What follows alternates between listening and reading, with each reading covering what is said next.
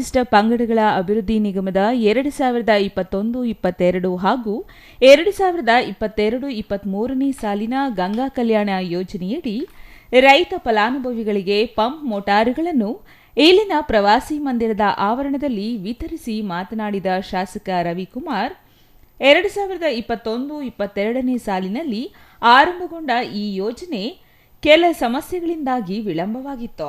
ಸಂಬಂಧಪಟ್ಟ ಇಲಾಖೆ ಅಧಿಕಾರಿಗಳೊಂದಿಗೆ ಸಮಾಲೋಚನೆ ನಡೆಸಿ ಇದನ್ನು ಪುನಶ್ಚೇತನಗೊಳಿಸಿ ಇಂದು ಫಲಾನುಭವಿಗಳಿಗೆ ಲಾಭ ತಲುಪುವಂತೆ ಮಾಡಲಾಗಿದೆ ಎಂದರು. ವಿಧಾನಸಭಾ ಕ್ಷೇತ್ರದ 2021-22ನೇ ಸಾಲಿನ ವಾಲ್ಮೀಕಿ ಅಭಿವೃದ್ಧಿ ನಿಗಮದ ಒಂದು ಫಲಾನುಭವಿಗಳಿಗೆ ಈ ದಿನ ಸುಮಾರು 5 ಜನಕ್ಕೆ ಇವತ್ತು ಮೋಟ್ರು ಪಂಪು ಮತ್ತು ಪೈಪು ವಿತರಣೆ ಕಾರ್ಯಕ್ರಮವನ್ನು ಇವತ್ತು ಸಂಬಂಧಪಟ್ಟಂಥ ಇಲಾಖೆ ಅಧಿಕಾರಿಗಳು ಎಲ್ಲ ನಮ್ಮ ಮುಖಂಡರ ಒಂದು ಸಮ್ಮುಖದಲ್ಲಿ ಇವತ್ತು ನಮ್ಮ ಜಂಗಮಕೋಟೆ ಹೋಬಳಿ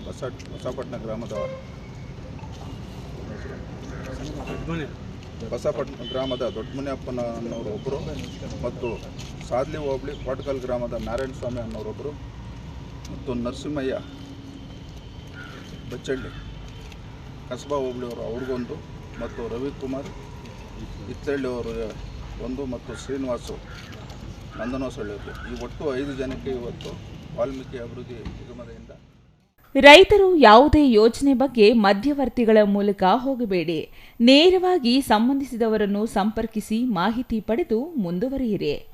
ದವಂತಿಗಳಿಗೆ ಕಿವಿ ಕೊಡಬೇಡಿ.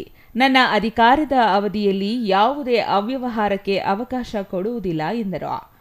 ಬಸಾಪಟ್ಟಣ ಗ್ರಾಮದ ದೊಡ್ಡಮುನಿಯಪ್ಪ, ಕೋಣಿಗಲ್ ಗ್ರಾಮದ ನಾರಾಯಣಸ್ವಾಮಿ, ಬಚ್ಚಹಳ್ಳಿ ಗ್ರಾಮದ ನರಸಿಂಹಯ್ಯ, ಹಿತ್ತಲಹಳ್ಳಿ ಗ್ರಾಮದ ರವಿಕುಮಾರ್ ಮತ್ತು ನಂದನಹೊಸಳ್ಳಿ ಗ್ರಾಮದ ಶ್ರೀನಿವಾಸಿಗೆ ಪಂಪ್ ಮೋಟಾರ್, ಕೇಬಲ್ ಇನ್ನಿತರೆ ಪರಿಕರಗಳನ್ನು ವಿತರಿಸಲಾಯಿತು.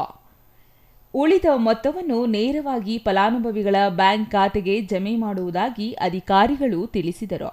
ಛಾಯಾ ರಮೇಶ್, ಸಿಟಿವಿ ನ್ಯೂಸ್, ಶಿಡ್ಲಘಟ್ಟ.